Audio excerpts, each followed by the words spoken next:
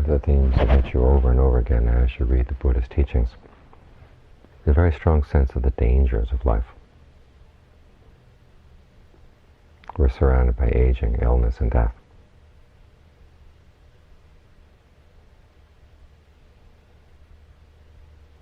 And as one of our standard chants says, these things are unavoidable.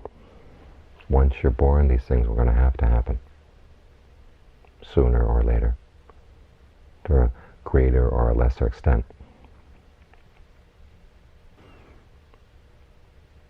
And so the question is, what do you do in the midst of these dangers? Because a lot of the dangers, on top of those basic dangers, are other dangers that we create for ourselves through our own carelessness,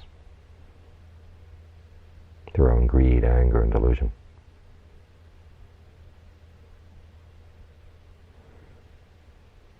And oftentimes it's because of our fears of the basic dangers of aging, illness, and death that we get greedy, we get angry, we get deluded, grasping for things.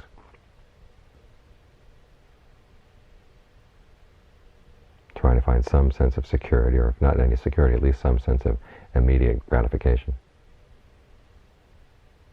before things all start falling apart. Now, most people react to the larger dangers of life just by turning a blind eye to them. In our own society, we've done a pretty good job of keeping old people and sick people and dead people off the streets, so you don't see them. And as the old saying is, out of sight, out of mind.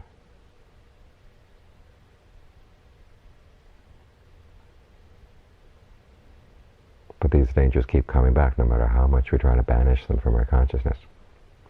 And sometimes they come back with great force very suddenly. And the general reaction is shock. But then the question is, what is there to be shocked about? I mean, these things have always been there. They're all around.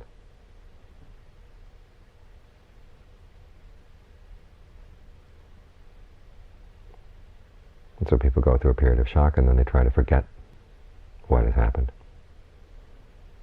And then they get complacent all over again, and then they get greedy and angry and deluded. So try to get out of that cycle through the meditation. On the one hand, being very conscious of the dangers that face us, and at the same time developing the strength of mind so that we're not overcome by those dangers. As the Buddha once said to King Pasenitikosa, suppose that there were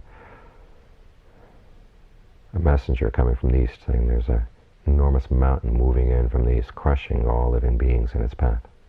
And another messenger were to come from the west, another from the north, another from the south. And they all had the same message. There were these mountains moving in, inexorably crushing everything in their path. And the Buddha said, given the fact that human life is so hard to come by, what would you do? And the king said, what else can I do? Just calm my mind and do as much good as I can.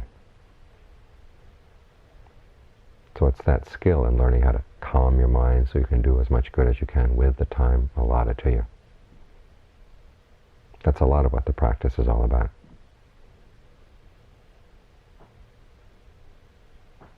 Buddhism uses the teaching on mindfulness of death and all the other dangers around us, not to make us depressed, but to spur us on,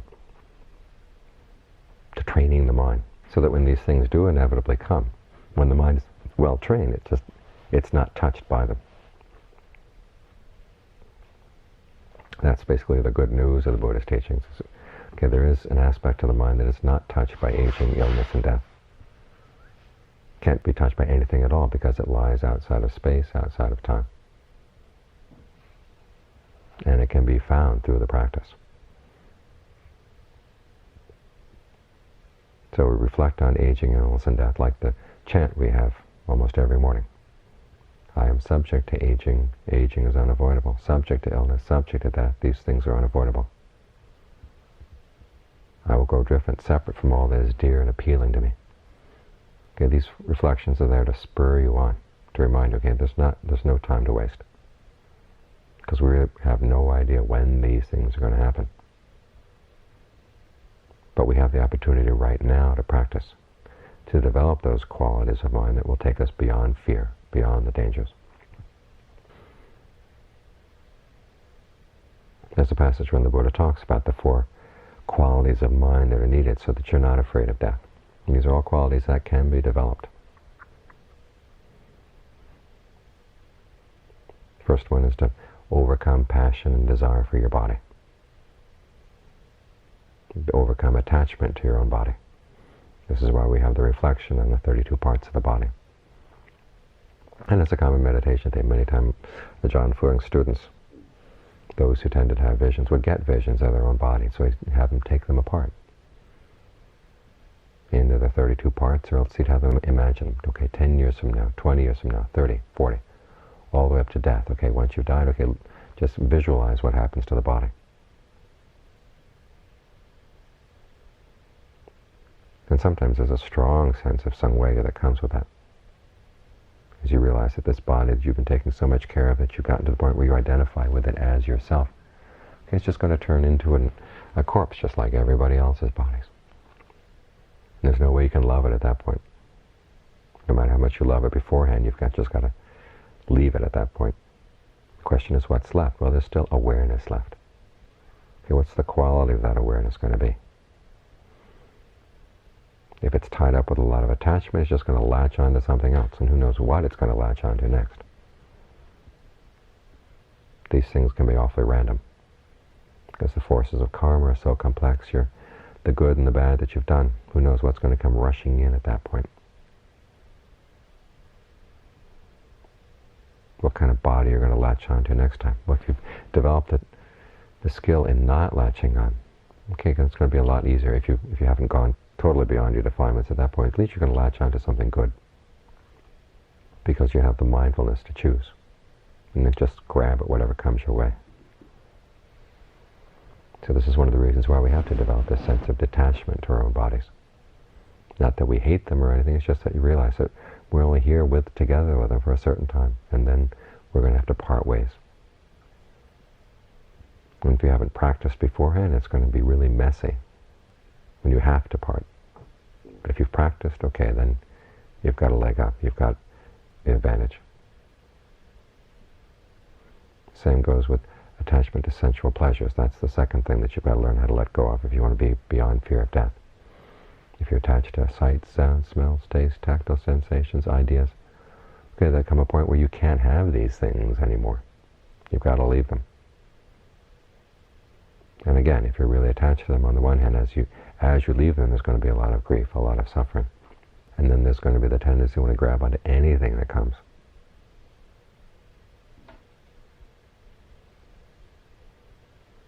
So you approach death with fear, and then you handle death in a really messy way, if you haven't overcome your attachment to these things.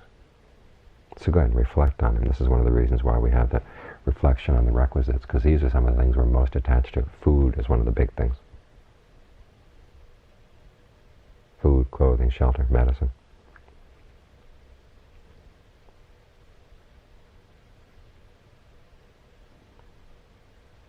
Lust and greed, these are all things that just keep tying us down. When we realize we're going to have to leave these things, there's a lot of fear. But if you get used to letting go of them and realizing, bring the mind to a point where it doesn't have to depend on these things for its sense of well-being, okay, then there's no fear at death.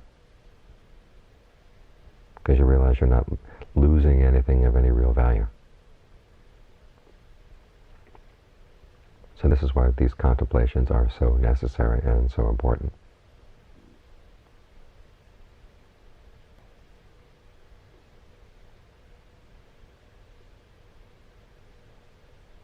The third quality that's required for having no fear of death is not having done anything cruel. When you've been kind, when you've been helpful, and haven't been cruel to other people, other beings, when they're in a position of weakness in comparison to you, okay, then there's nothing to fear at death. Whereas to the extent that there's a place for people who have been kind, okay, that's where you're going to go. You're not headed for a place where cruel people go.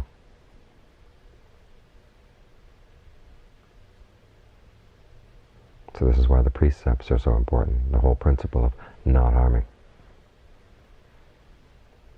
This is one of the foundation principles in the Buddhist teachings, okay, the desire not to harm either yourself or other people. If you abandon this principle, you've abandoned the Dharma. And you've abandoned any sense for confidence as you go through life and as you approach death. So the principle of not harming is another really important teaching to help us overcome fear of death.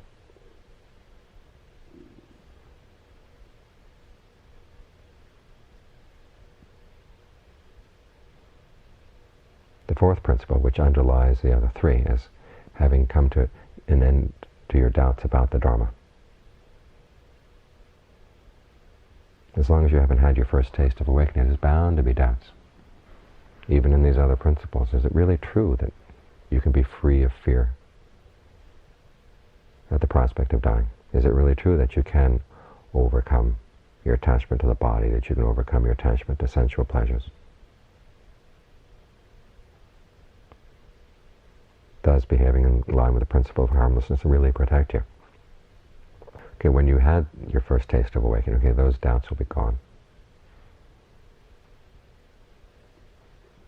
You realize that there is something deathless in the mind that's not touched by aging, illness, and death. It's not just you've heard about it or you believe in it, you've actually experienced it. Or let's say the experience is there, because in that experience there's no sense of you at all, but that's the whole thing. Your sense of what is you right now, whether it's Peter or Chong or Matthew or Grandma or anybody. You realize that when those things go, okay, there's something of real value that still remains.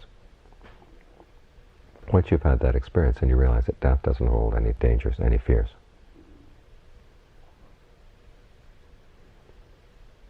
And that's how you can approach death without fear. So the practice that we're doing here is a very important practice to overcome the basic fear in life. And when you can live without fear in this way, then it's a lot easier to do what really is appropriate for whatever occasion presents itself to you. Those mountains are moving in, but you can continue doing good because you're not fazed by them, because you realize what the mountains crush is not important. The important things don't get crushed.